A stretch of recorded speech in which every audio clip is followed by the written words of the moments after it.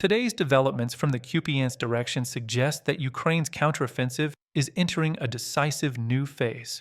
Ukrainian forces are steadily increasing pressure on Russian positions in and around the town.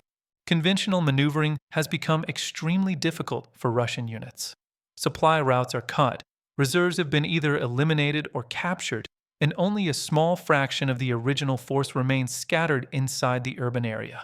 According to Ukrainian military assessments, Russian units inside Kupiansk are no longer capable of holding ground. From an estimated initial force of roughly 300 personnel, only around 50 are believed to remain operational. Ground-based resupply has been completely severed, forcing Russian command to rely on improvised drone deliveries.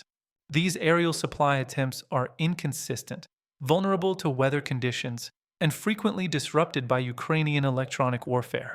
At the same time, Ukrainian units have begun advancing further north, applying pressure along multiple settlements west of the Oskil River. This indicates a broader operational objective, not merely retaking Kupiansk itself, but fully clearing Russian forces from the western riverbank to prevent future infiltration attempts.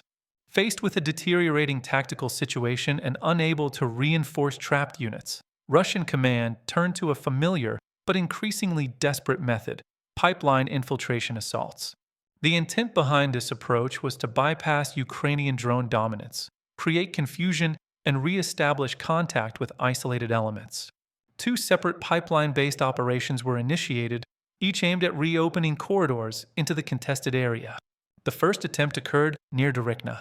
Russian forces attempted to repeat a tactic that had previously allowed them to infiltrate the area. This time, however, Ukrainian reconnaissance detected the movement well in advance. Drone surveillance tracked approximately 50 to 60 Russian soldiers advancing through a gas pipeline toward Ukrainian positions. Once command-level confirmation was obtained, Ukrainian artillery was directed onto the pipeline exit points, transforming them into controlled engagement zones. Any personnel who managed to escape the initial strikes were then engaged by drone-dropped munitions and FPV systems. No Russian unit successfully broke through. A second attempt followed further south near the Oskil River. This operation aimed to widen a narrow corridor on the eastern bank to reduce exposure to Ukrainian fire. Russian troops again used pipeline routes, this time attempting multiple exit points to improve survival chances.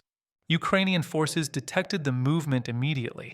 Units from the 77th Airmobile Brigade deployed bomber drones and thermal-equipped surveillance platforms. All emerging personnel were tracked and systematically neutralized using FPV drones. Approximately 40 Russian soldiers were eliminated, with no confirmed survivors. Following the failure of both infiltration attempts, the collapse of Russian positions west of the Oskil River now appears unavoidable. Russian command lacks the manpower reserves required for another breakout or reinforcement effort. Footage from the engagements also revealed the presence of foreign mercenaries among Russian forces, indicating increasing reliance on external manpower as domestic reserves continue to shrink. Overall, Ukraine's ability to anticipate and neutralize these infiltration efforts highlights a high level of coordination, intelligence integration, and battlefield control. With Russian resistance steadily weakening, Ukrainian forces are now positioned to advance further north, potentially forcing remaining Russian units back across the river.